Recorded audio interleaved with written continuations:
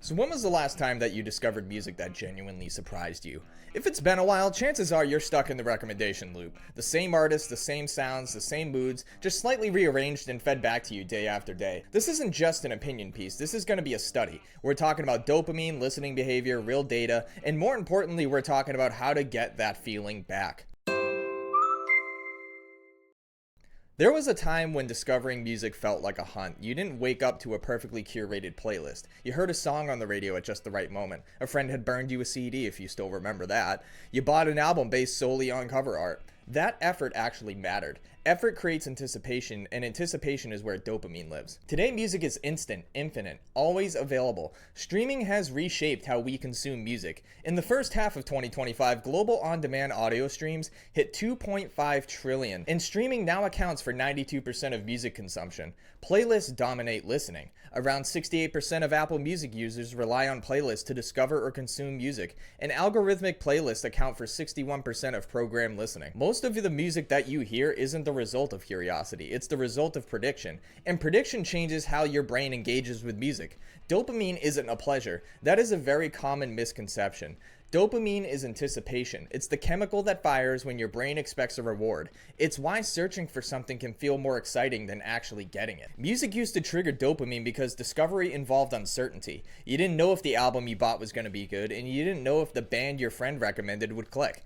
Every new listen carried emotional weight. Recommendation systems remove that uncertainty. They don't surprise you, they comfort you. They give you music familiar enough to feel safe, but just different enough to keep you engaged. Your brain learns to expect that predictability, and over time, that rewires your listening habits. Research shows that listeners who rely heavily on algorithmic playlists explore 22% fewer unique artists per month than listeners who browse manually. Genre diversity also drops over time. Heavy algorithm users have seen 37% decline in genre exploration over just a few years. Even more telling, when listeners intentionally removed algorithmic recommendations from their listening habits, they explored more genres, spent longer times with unfamiliar artists, and searched for music manually far more often. The music didn't suddenly get better, their engagement did. We like to believe that unlimited access leads to unlimited discovery, but in reality it often leads to repetition.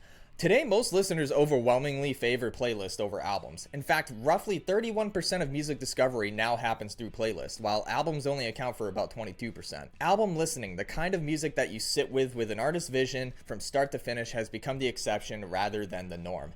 And albums matter.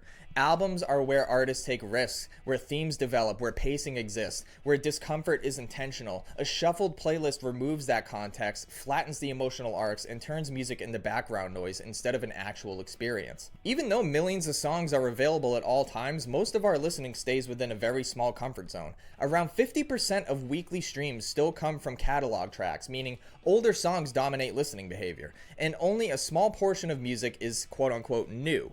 Many listeners cycle through the same 20 to 30 songs week after week, often without even realizing it. That's not a failure of taste, it's a result of system design. Recommendation systems are built to maximize engagement, not exploration. They're trained on your skips, your replays, and your habits. Familiarity equals satisfaction. The goal isn't to challenge you, it's to keep you listening. And to be very clear, that isn't inherently malicious. These systems can introduce you to artists you might never find on your own. For some musicians, playlist placement is the primary way they reach new listeners. But there is a trade-off. When discovery becomes passive, your relationship with music changes. Listening becomes maintenance instead of exploration. Comfort replaces curiosity, and over time, music starts to really feel less impactful, even if it's technically good. This is why so many people say that music doesn't hit like it used to. Like, it's not because of nostalgia, that's just neurochemistry. Your brain is overstimulated and under-challenged. Endless access flattens emotional peaks. Without anticipation, dopamine response is dull. Without effort, discovery loses its magic. Now, obviously, social media adds another layer. Platforms like TikTok now drive a large portion of music exposure,